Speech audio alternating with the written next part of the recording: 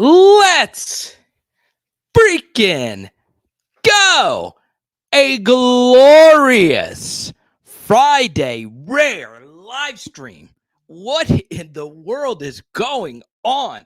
We get the story today across the wire from multiple reports that LSU has hired defensive line coach Jimmy Lindsey from South Carolina. Now, what I will tell you today is the response in our private Discord and Patreon has not necessarily been the warmest. So I'm going to give you the pluses, the minuses, the pros, the cons of what turned out to be a very interesting hire for LSU. And how does Jimmy Lindsey fit into what LSU is going to do next year? Now, as many of you know, whenever LSU gets a hire, I like to dive deep. This is one page of research I have right here. As you can see, it's mostly blank. I have just started. I have a bunch of computer notes that we're going to get to, so I might make a whole separate video. But what I will tell you is earlier today when the news broke, kind of like with the Jamar Cain story, I was going to go live immediately, which obviously turns out to, when there's a breaking news story, it turns out to be a very successful live stream. The issue is I knew basically nothing about Jimmy Lindsey. And this is coming from somebody that has done radio in South Carolina a lot for a big South Carolina Gamecock station. So I hardly knew of this guy before today. And I think a lot of you felt that way because, well, we all wanted Bo Davis of Texas, or we wanted another big defensive line coach out there, Trey Scott at Georgia, the defensive line coach, Carl Dunbar with the Steelers, somebody that, has a huge track record of putting out 5-star defensive linemen into the NFL and beyond. So I get it. I totally get it that this seems very underwhelming. So I get it. I totally get it, especially at a school like LSU, which has had a lot of really good defensive linemen. And I know a lot of you really, really, really loved some Jamar Cain. So what are we going to do about this? Let me ask you guys this in the chat section right now. Are you mad at the hire? Are you bothered by the hire? You could be as public as you possibly can. This is a judgment-free zone. Or are you just in the mode right now that, hey, we just needed to go hire someone. This guy at least has some SEC experience. Please let me know in the chat. Now, because this is a breaking news live stream and it is on a Friday and a lot of you have busy things to do and the NFL draft is getting ready to start in about 20 minutes, we might not go that long tonight. We rarely do Friday night live streams. Rare. Okay. So let me share with you a few things about South Carolina's defense. So I start here with Joshua. What's good? TOV, good to see you. Smash the like button. Good to see you, Cliff. Cliff now making some media appearances in Baton Rouge. We'll talk some Logan Diggs in just a moment. AP, one of our diehards, says I've never heard of him. I just know the South Carolina defense sucked. And Sibley, who is normally very level-headed, he is still level-headed here. He says not bothered by the hire. So let me start off with something very simple. This comment right here. Did the South Carolina defense suck last year? No. Now, could they have been better than what they put out there? Yes, because every year, for some reason, and different schools have this. Like random schools have just a ridiculous run at a certain position, right? Like there's no rhyme or reason why Iowa has the best tight ends, or there's no rhyme or reason why Northwestern has the best offensive linemen, or why South Carolina's defensive backs have been so good. They always have at least one DB that goes to the NFL. It's wild. It's absolutely wild. The South Carolina defense, I thought last year, was put in a really bad spot. So the first thing I'll say, and I'll touch on the South Carolina defense briefly here. But the hard thing about a defensive line coach is, and this is coming from someone who was a defensive lineman, who my entire career, I only had one defensive line coach. So I have a really close relationship with my defensive line coach to this day. Um, and he coached me at every level. And what's very interesting is, a relationship is more important with your defensive line coach than his actual coaching per se, right? So look, you got to be a people person. I did reach out to a South Carolina source, and he said we couldn't stop the run for SH, you know what, but the defensive lineman loved playing for him. So that's probably the most important thing, especially for a defensive line that has had 4 different coaches now in 4 years. Okay. So, and by the way, I only played at the high school level. But yes, all the way from middle school all the way up, I had the same defensive line coach, only one. So I was lucky where defensive line at all levels, the coaches come and go, like the gas station. That's a horrible dad joke. So there you have it. So let me say this. South Carolina's defense was not great last year. They just weren't. But I will say that there wasn't a team relative to their talent level that played a murderer's row of offenses quite like South Carolina.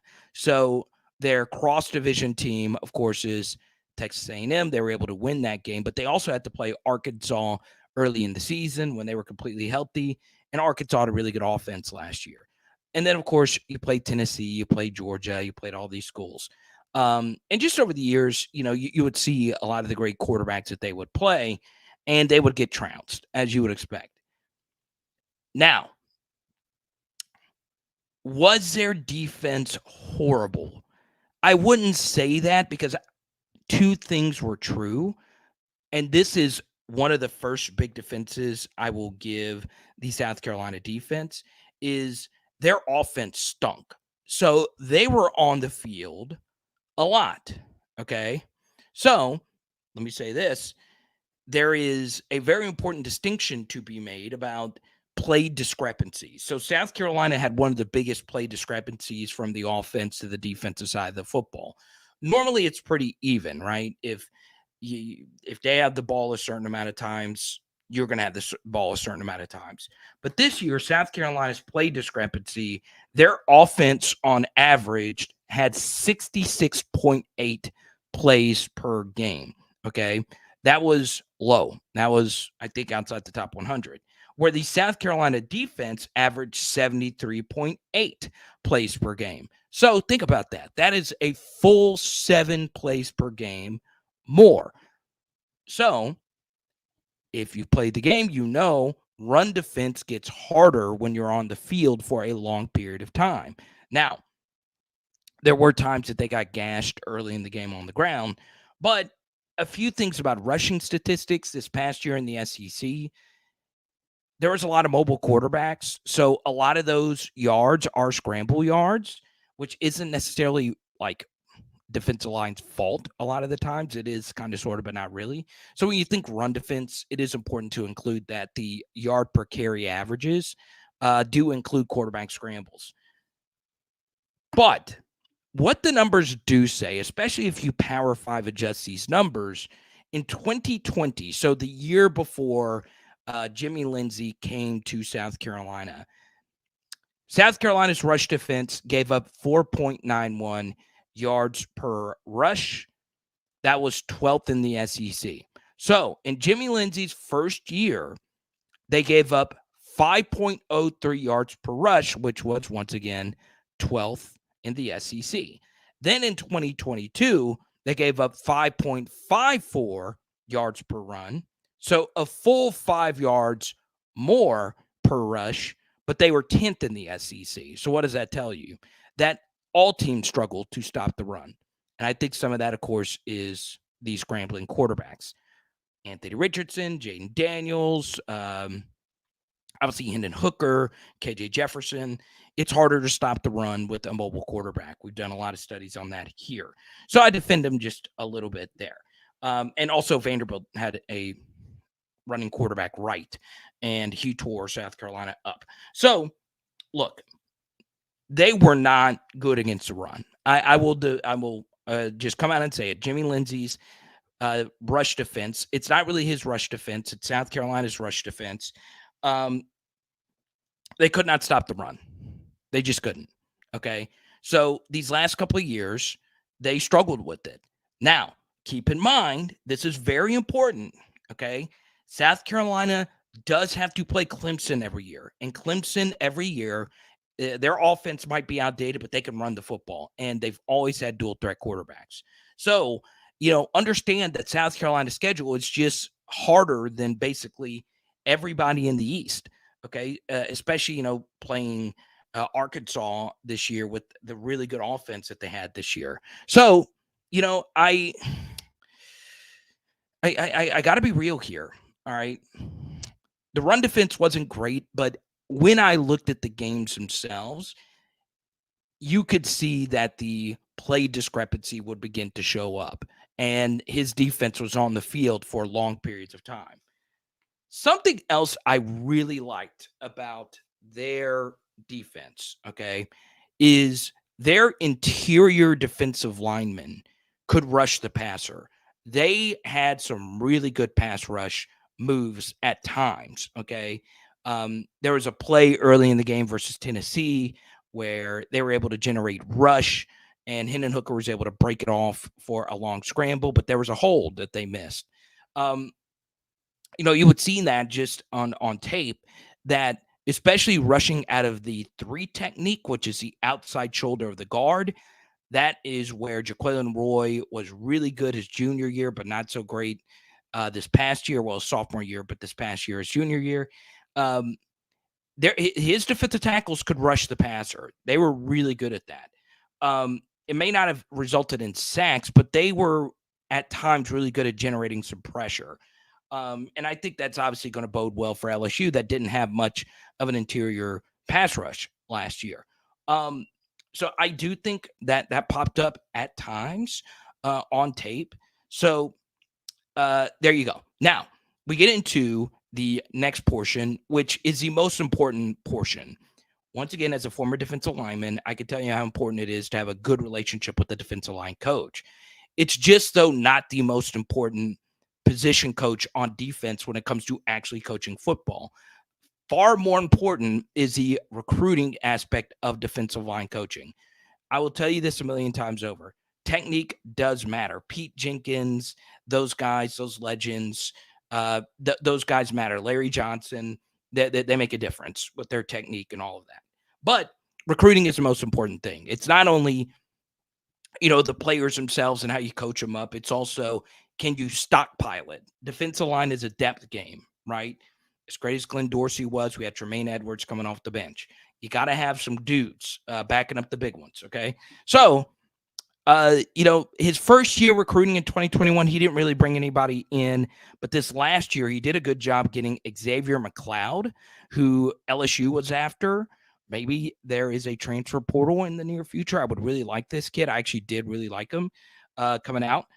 He was a top 254 star. He also got Elijah Davis, who was the number 3 national JUCO recruit. So he did some good things in recruiting this past year. But we'll get to your comments in just a second. I'm just going through all these notes here really quickly. Type Y for yes, type in for no if you want me to keep going with all these notes, or if you want me to get straight to comments. I don't want to be ignoring you guys. Your time is valuable, just is more valuable than mine. I'm just here to be a vessel. Okay. He did a good job getting McLeod. He did a good job getting Elijah Davis, but both of these young men are from South Carolina. So there you go. All right. So pressure wants me to get to questions. Okay. We'll do that. We needed a bang, and this wasn't it. Below average, higher. Okay. Lindsey and House coach together at Gardner Webb. So here's what we'll do. We'll post up. I should have said, shut up, answer my comments. That's what we'll do. We're a team here on PHL. So here's his resume right here. Okay. Now, as you can see, he had a few internships in the NFL, 4 different stops. It's really cool. And here is his coaching career. And he was a linebacker himself at Chattanooga. So as you can see, he has spent a lot of time um, in South Carolina, not only with the Gamecocks, but with Furman, the Paladins, uh, which is, Greenville, Spartanburg area. But what I want you to do is take a look at the top, Gardner Webb. Chance points out that at Gardner Webb, this Coach LINDSEY, was with Matt House. So there's his resume right there for you. TLV said yes. All right. So what I'll do is I'll get back to all your comments. As always, if you super chat, we'll go straight to your comment. Once again, super chats go a long way in helping build this channel and helping me pay my lawn guy. And he needs to show up. My lawn is like up to here. Like my lawn right now is taller than Bryce Young. That's how tall my grass is right now. So if you're watching, please come mow my lawn guy. Still, and it's not my lawn. We rent. I wish it was. Home ownership is key. Buy land if you can get it. Anyway, but first, super chat me for that advice. Now, as you can see, his resume is up on the screen right now. Illinois, as you can see, is his only other Power 5 stop. So 2020 to 2022, he only has 3 years of Power 5 position coaching experience. Okay. 3 years. 1, 2, 3. Now, Illinois, he was there 1 year. You can't really judge recruiting there. But as you can see, he did a good job recruiting this past year. Now, I get this a lot from defensive line coaches. He's never stayed more than 2 years at one place. Yeah, because he is not at a Power 5 job, right? The goal is to get to LSU so he can get a $500,000 to $900,000 salary as a position coach. I guarantee you, when he was the assistant head coach, defensive line coach at the Furman Paladins in the Greenville, Spartanburg area, he might have been making $50,000. Okay, so I get this a lot with position coaches. He has never stayed at one place too long. Yeah, because coaches are trying to move up the totem pole, right? I would guess that every single one of us, if we had the opportunity to, be a business manager somewhere at $60K, but if we have to move to Cheyenne, Wyoming, but we got paid $600K, we would do it. Instead, he is moving from South Carolina to God's country, which is Baton Rouge, Louisiana. Obviously, one of the 10 most coveted defensive line coaching jobs in the country. That's why you bounce around so much. And it's just the nature of the business. Everybody's coaching resume looks like this, right? Now, would you have liked to have seen somebody like him to have more than 2 years experience? Yes. But keep this in mind as well. You take a look at his coaching experience right here. So he played from 96 to 99. So his first coaching job was a graduate assistant in 2000. So that would mean he was about 23 here. So 20 years later, he's probably in his mid to late 40s, which is relatively young in the coaching industry, especially if you've only been at the Power 5 level for 4 years. Um, so yeah, I think, whenever you see a coach's resume, more of them look like this. And look, Jamar Cain's one of the best defensive line coaches we've had in terms of recruiting. He bounces around more than anybody, and he was good. So there you go. Now, I will also say this, and this might not matter to a lot of you, and a lot of you might shut me off after this. It's perfectly fine. But one smaller detail here that I wanted to get in there, and this isn't as consequential as the recruiting. This isn't as consequential as some of the other stuff that is going to surround him when he takes over this gig officially.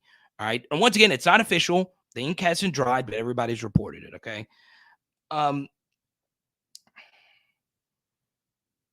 Okay. I am not in a fraternity. Okay. I'm just not. But our defensive line coach, Jimmy Lindsey, is. He is an Omega Psi Phi, a Q dog. Okay. LSU has had a lot of Q dogs play on the defensive line, including one right now in Mekhi Wingo, and they also have an offensive lineman in Miles Frazier. Okay. Now, that might not mean a lot to you, but it means a lot to them. And when it comes to relationships and player coach relationships, that network is important. Okay. Now, here's what we're going to do. I'm going to give you a long list of LSU Q dogs right here. Orlando McDaniel, Mark Butte played a long time. I've given out a lot of Mark Butte cards. Melvin Hill, former quarterback. Brady James, Joseph Barksdale, Anthony Freak Johnson, Ali Gay, Raheem Alim, Shaquille O'Neal, and now Mekhi Wingo, Miles Frazier. So that does make it easier. It does because, for those that know fraternity culture, there's big get-togethers. And, there's a lot of Omegas in the sports world. I believe Jalen Hurts is one as well. So you guys know about the hooks. So some of you might know what that means. Some of you might not. I know John Sibley does, and I'm pretty sure Pressure knows that. So yeah, that culture is key. So I think that'll make it a little bit easier, especially considering Mekhi Wingo's kind of the leader of the group. He's won all these off-field awards. So that matters. It does, okay, because relationships are so key at the defensive line position. Also, my family has a deep history, both fraternities and sororities with Black fraternities. So it's key. I think it will help because obviously he's coming from South Carolina. He's never been really coaching in Louisiana at all or anywhere really close to this region or Texas. So there you go. I think if you heard some PHLers barking from around the country, that's what that was. But yeah, I went and looked at his Instagram page, and he is pretty proud of being an Omega Psi Phi. Okay. And also something else, the Omega Psi Phi colors are purple and gold. So there you go. He will be at LSU, and he'll be able to wear that more freely now. So there you have it. So I remember you saying you're a Kappa Alpha Psi. I love this kind of stuff. I really do. Like, I know my grandfather was a Kappa Alpha Psi. He takes it very seriously. I think Cortez Hankton is also Kappa Alpha Psi. Pretty cool stuff. Candy canes, gotta love it. But there you go. So my aunts were AKAs.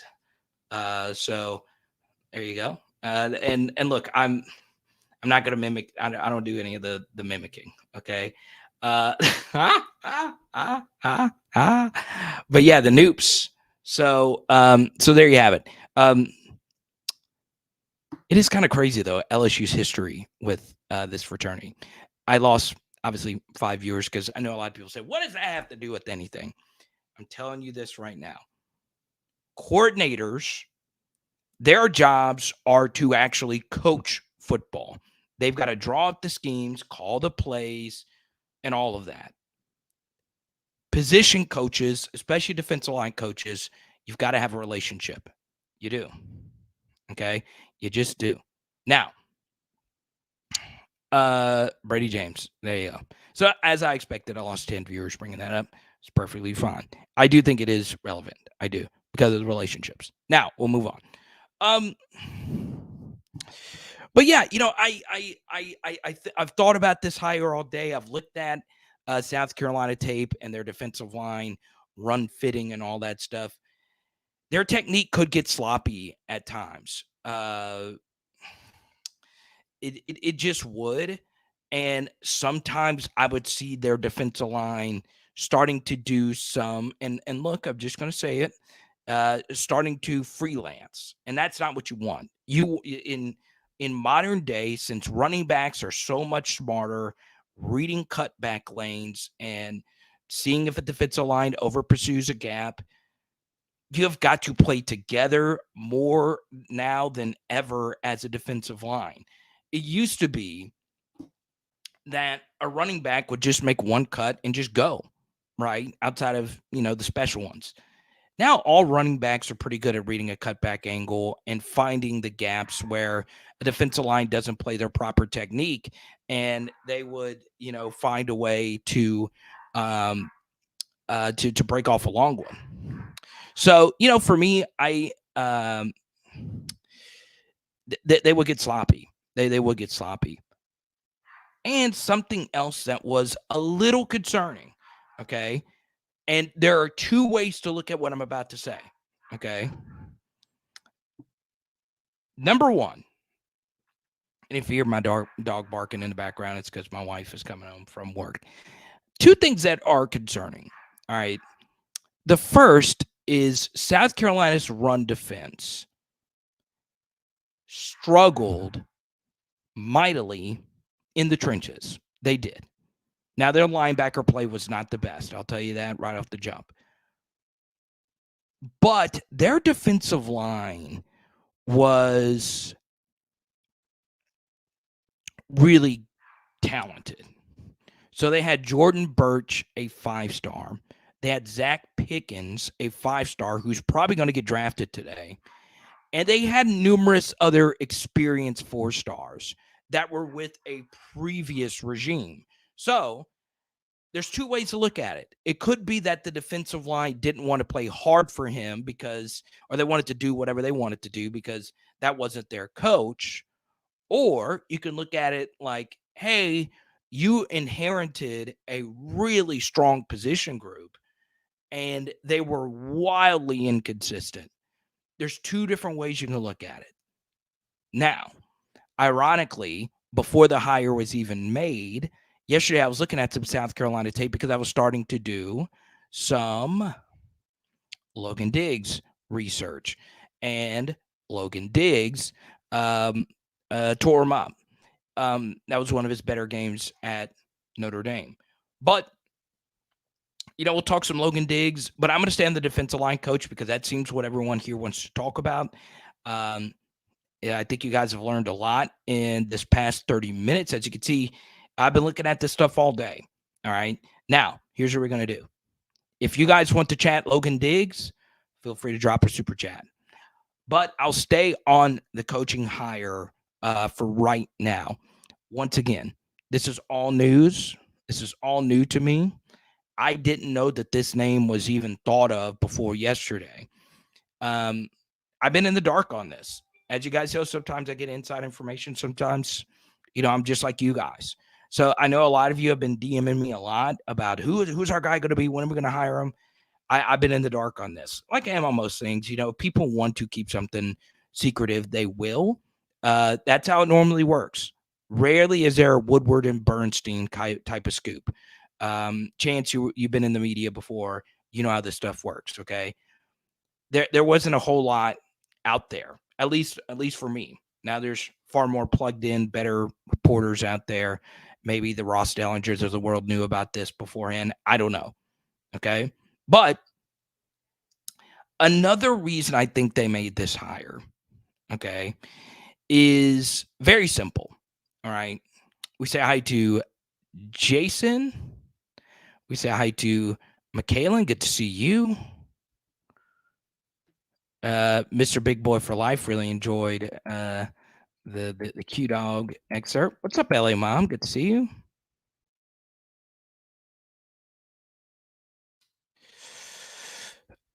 Might not be proven in the SEC, but he's coached here for quite some time.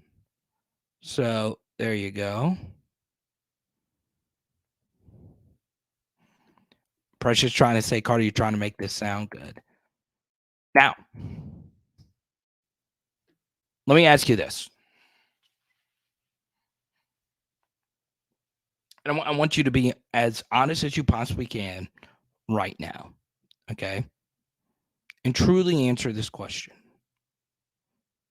Who was LSU's defensive line coach for the 2019 LSU Tigers? Answer that in the chat right now.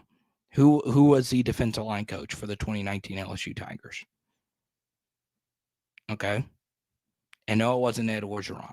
I want you to answer that right now. And while you're at it, let me know who the defensive line coach was for the 2011 LSU Tigers, for the 2007 LSU Tigers, and for the 2003 LSU Tigers. If you can name any of them, feel free to share it in the chat right now. I bring that up.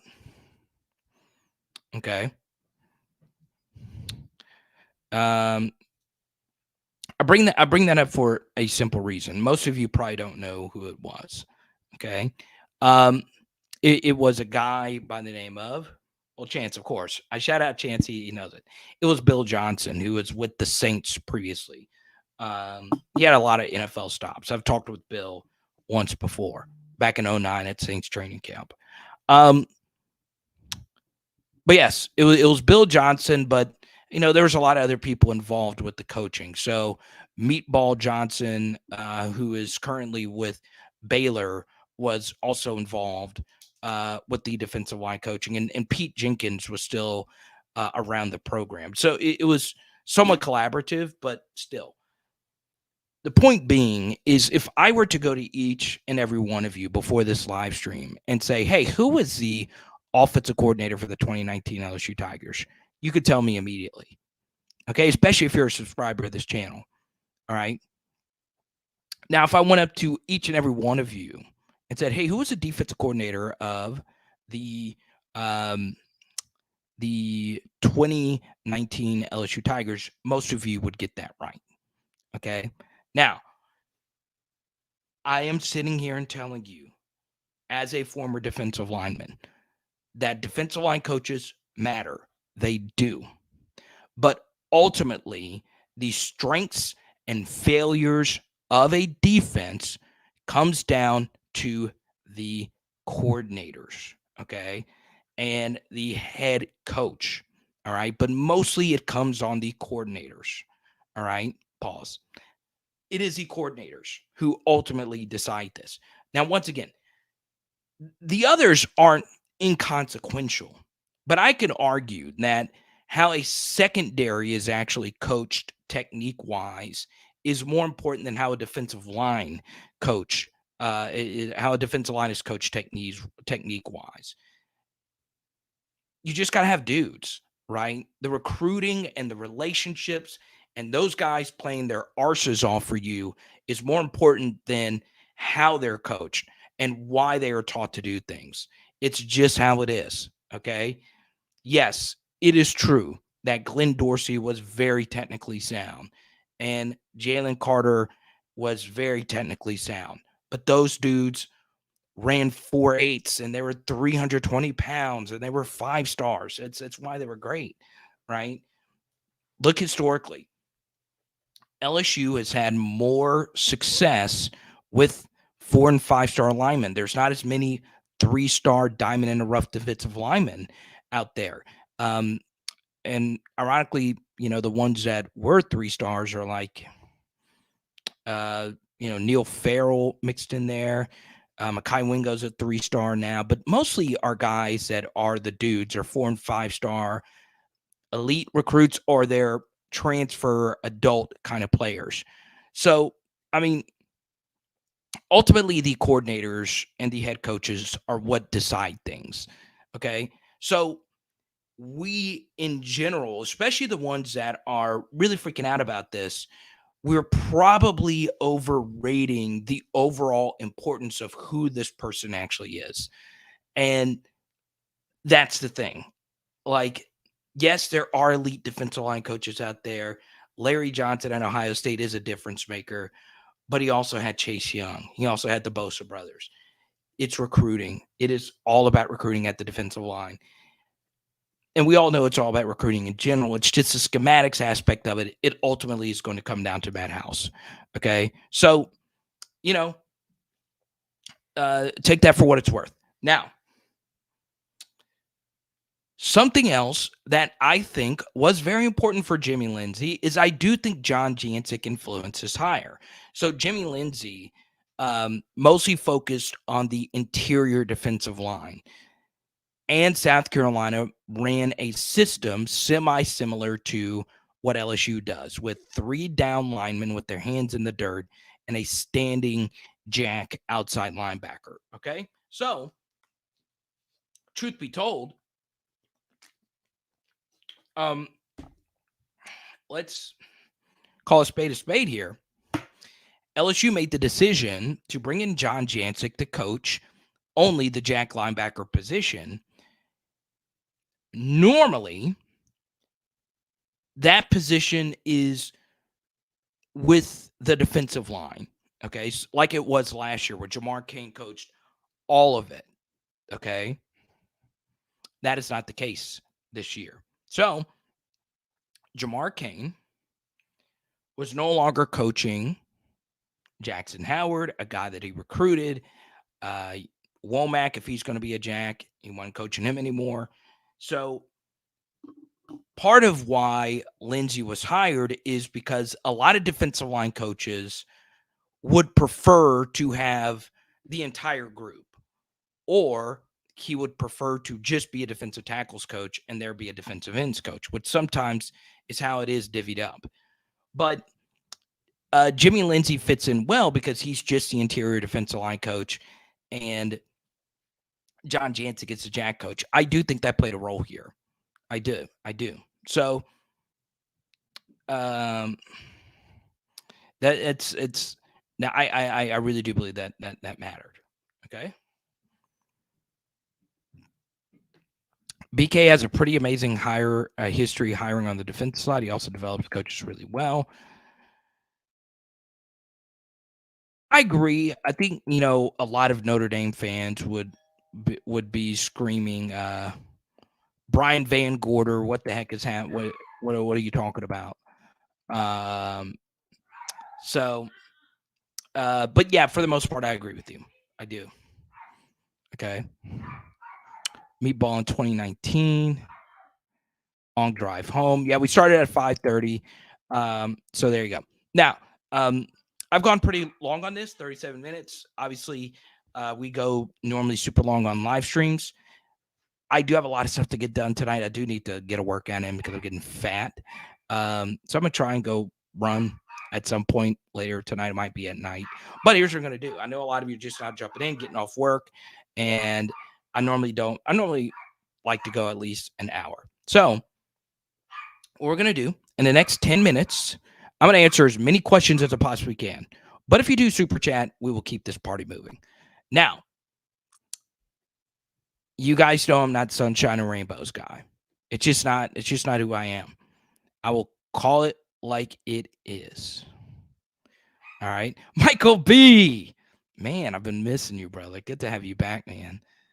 I know life's been crazy, man, but it's good to have you. You're a big part of what we're doing. I appreciate you being a patron. Don't forget, Power Hour LSU on Patreon. Tomorrow, I will likely have a film study up on a few things that I liked and disliked about the South Carolina defensive coach, Jimmy Lindsey, coming to LSU. I'll post it on Patreon hopefully tomorrow, patreon.com/LSU football. Oh, you want to give me some motivation to run this weight off? I need it. Haley has lost a bunch of weight. She didn't even need it. She was already thin. And now I'm as fat as I've ever been. And there's some kids in our neighborhood. We have a team name as well. We're called the Giraffes, and they come here and they run routes. And they have me come out there and play quarterback so they can work on their press coverage technique. These kids are so smart now. We're out there running digs, outs, post corners, whip routes. So they have me out there throwing to them. And there's a second grader that goes up against some of these 6th and 7th grade kids. He can snag. This kid can flat out snag. It's nuts. He's like, and every time he makes a big catch, he does the gritty. It's so funny. But yeah, I was so they're like, hey, do you want to run some routes versus us? And I was like, yeah, sure, why not? I ran 4 routes and I was so freaking tired. But yeah, In the next 10, I'll answer as many questions as we possibly can. Okay. Now, I will touch on a Logan Diggs, story really quickly. I don't think we should jump the gun on this because obviously we don't know what connections have been made, but I can tell you that LSU is very interested. I've heard that. It makes common sense that this is how this thing is going to work itself out. Now, what I will say is this, and I'm just going to preview this this news cycle. So you're going to hear it here first. I do think LSU is going to eventually land him. It makes too much sense. You're coming back to the home state school. We need more depth at running back, knowing that there are some question marks about the depth of the unit going into next year. Now, I've done content that says otherwise, that Josh Williams in that group is just fine, but Logan Diggs just makes too much sense right now. He really does. Like, he's from Louisiana. He obviously played for Brian Kelly, and I feel as if this fit is just going to work itself out. Now, what I will tell you is Logan Diggs was on a Notre Dame official media source. In fact, he was being interviewed by Joe freaking Theismann, okay, Notre Dame legend.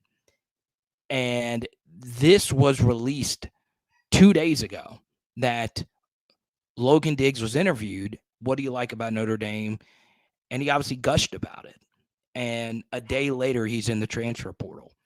And I'm going to tell you right now, okay, the Notre Dame fans are going to mudsling. All right. They're going to pile on Logan Diggs, and it's going to get nasty. All right. Because this is a Louisiana kid that Brian Kelly is taking from the home state school. And keep in mind that it's not just us they're mad at. They're mad at Alabama. And Notre Dame fans are a bunch of old men yelling at clouds about all these kids and coaches wanting to coach in the SEC. So when Logan Diggs picks LSU or wherever he's going to go, especially if it is LSU, though, it's going to get nasty. It is going to get nasty. I'm just going to warn you, especially after he was interviewed by Joe Theismann saying how much he loves Notre Dame. Joe Theismann, even though his ankle turned to mush by Lawrence Taylor in front of millions of people, he holds a lot of weight in Notre Dame circles.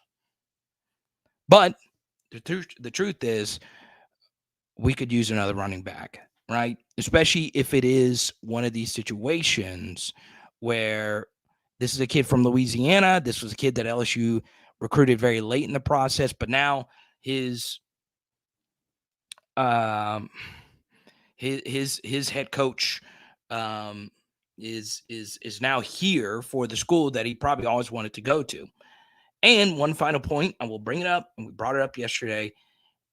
Rummel kids normally outplay their recruiting ranking. Jamar Chase, Christian Fulton, and of course, Craig Stelz. So lots of Rummel kids have come to LSU and turned out to be good. Kobe Fields was just here not too long ago. I know that didn't work out. Ironically, he transferred from South Carolina to here, but still. Logan Diggs is a very solid player. Logan Diggs is a very, very, very solid player. Now, what I'm going to do is I'm going to go get Z to stop barking here in a second.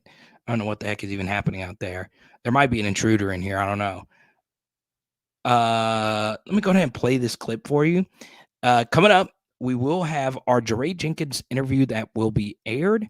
Don't forget, check out our Michaela Williams interview from yesterday. So here's a little excerpt, a little preview for an interview that we have coming up with Jeray Jenkins. Stick with 83. Nah, I was ready to get out of it. But why is that a thing? Why is a lower digit number a thing? I don't know. It just is. I don't know. I just always, I never wore a big number. I never went past, I think in high school, matter of fact, growing up, I never went past 11. So growing up, I was always 2 or number 7. But then in high school, I got number 11. That's how I ever went. And then I got here, my first year at LSU, they text me, asking me what number I want. And then at the time, 16 was the lowest. So I want number 16. And then obviously they said something about quarterback getting, so I had to go to 83. I didn't really like it. It weighs you down. You admit it. It weighs you Yeah. down. You lose that 1/10 of a second of a Yeah. 40-yard dash. So what I want to do, okay, what I loved about you wasn't just the fact that you were doubted. You were. I just want that to be clear because everyone says they got doubted. You really had doubters, but you were the best in the fourth quarter. Why? I don't know. It just was like I just knew eventually I was staying ready. I Right. never let the moment and everything, anything get to me. I was always calm and everything. And I feel like that helped with just experiences of just obviously being there. And like I said, like I was just, waiting for my moment. I knew, and the ball was coming to me in this fourth quarter, I knew that I was going to make a play about it. I knew I was going to catch it and I was going to score with it. Updating the poll question here. Grade this higher. Dang, most of you say B. That is wild. Okay. What type of running back is he? He's actually a do-it-all kind of guy where he's got good size, but he's not a burner. He does not have burner speed. He doesn't have a ton of wiggle, make you miss ability, but he's got soft hands out of the backfield. His pass protection is actually really good. Put on the Oklahoma State game. So, yeah, I think he's solid. I really do. I don't think he's – I honestly don't think he's special, but he could be a very good SEC back. Then again, not many running backs are special, okay? But, yeah, it would be awesome to land him. It would.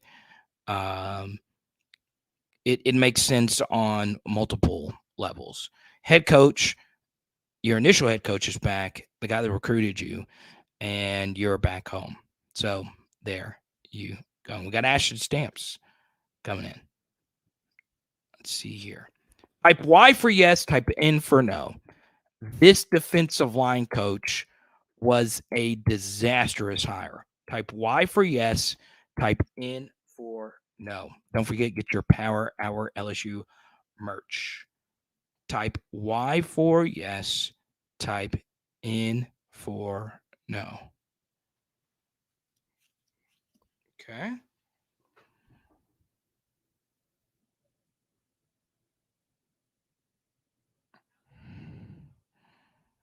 Oh, that's crazy, John Sibley. I just got what you sent me.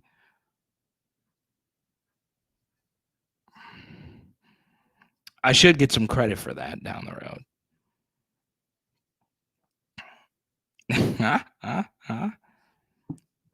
Your boy Bijan with the Texans. I still can't freaking believe that.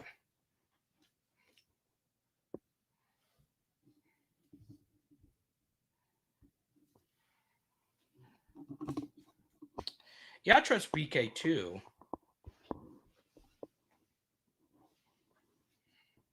But also, it's okay for you guys to have your own opinion. Okay. Ultimately, I think every one of us trusts Brian Kelly's decisions. Okay. I think so. But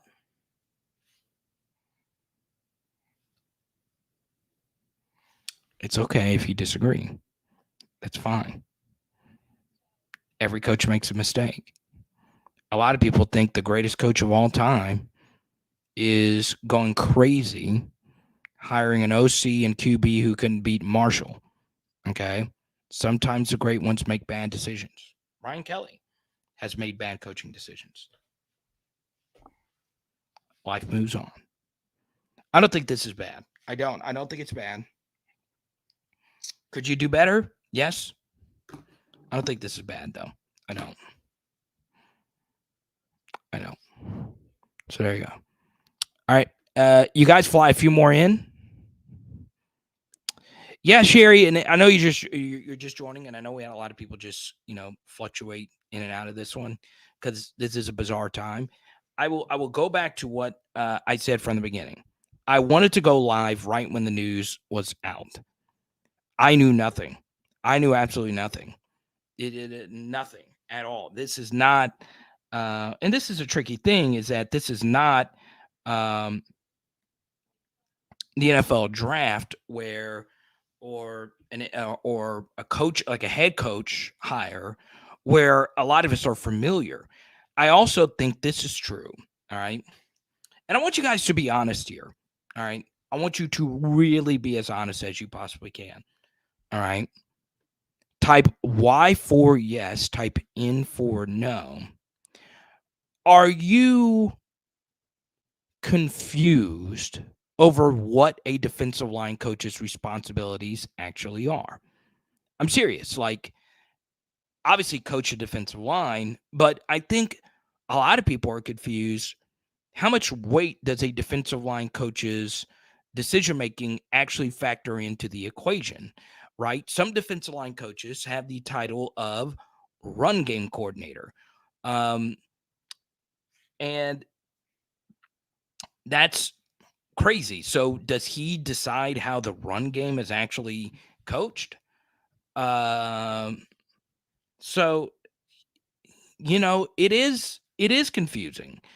And I do think it is hard to sometimes decipher how much of it is the defensive line coach, how much of this is how much of this is just something else. Okay. It's confusing. It really is because, and it always just goes back to it. The one truth about every position coach's job is all of them have got to recruit. All of them do. Okay. And ultimately, it's a head coach that's got to, close the deal on the big guys. Okay. Now, something else I will say, and we'll go our merry ways. If for some reason Jimmy Lindsey is able to land Colin Simmons, all is for naught. I don't care. Do whatever he can to go get that kid. Okay. And I like McKinley, the 5-star here in Louisiana. I think he's really good, and he would be someone that Lindsey would recruit. But let's be real here. Okay. We got to go get Colin Simmons. Now, he might be a Jack, so that might be John Jancik's recruiting job now. I don't know, but I think if you land him, you'll make a lot of people happy, even if you're not the primary recruiter, even if you're not recruiting him at all.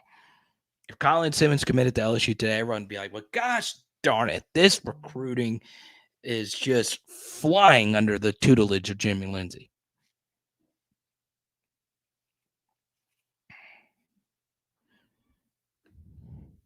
Will Levis to the Titans.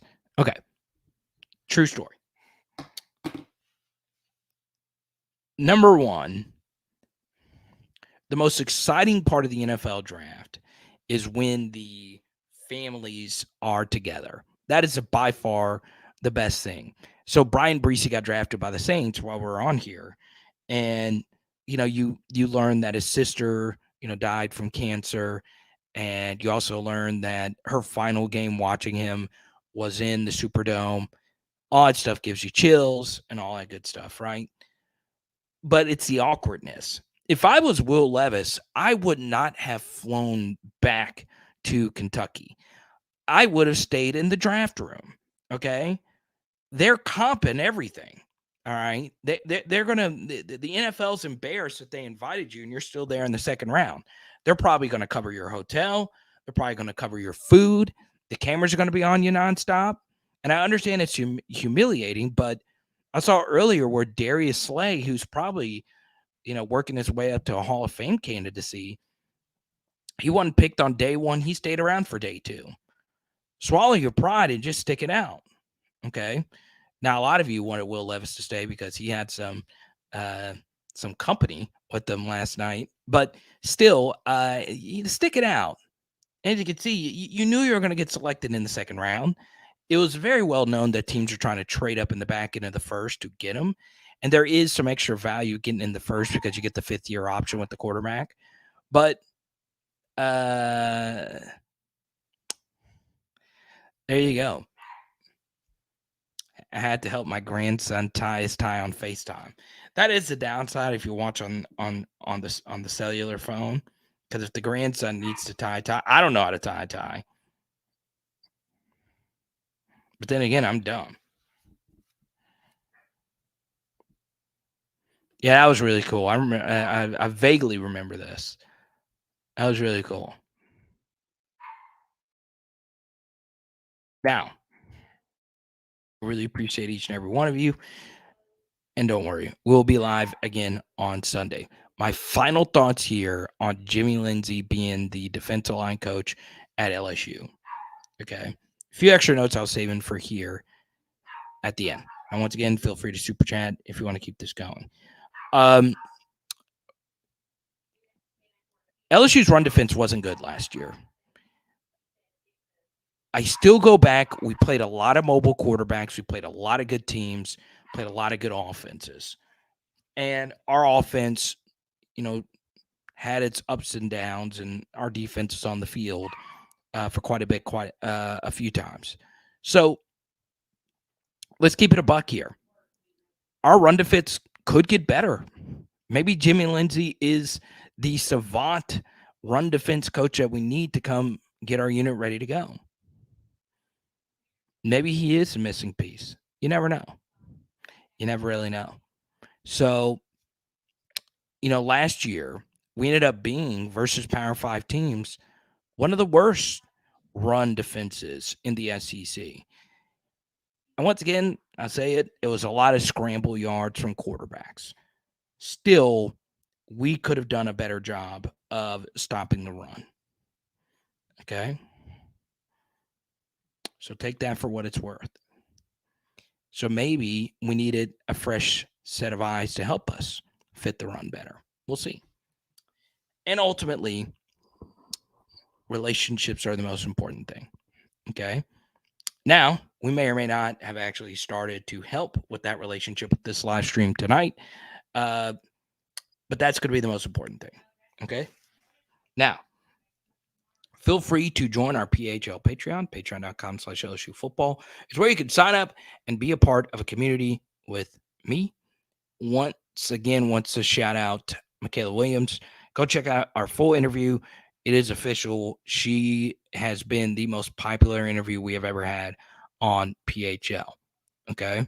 That includes, obviously, Jeremy Hill. That includes Lance Hurd. That includes anybody that you've heard on here. Colin Hurley. Michaela Williams is her. So check it out. It's a lot of fun. You'll love it. Okay? We'll talk to you Sunday night. Let's go, Tigers. Let's go, Coach Lindsey. Prove the doubters wrong, Coach Lindsey. Prove them. Prove them wrong. It is Power Hour LSU. Boom. And tonight we are doing, I think we're doing chicken stir fry night too. Let's go.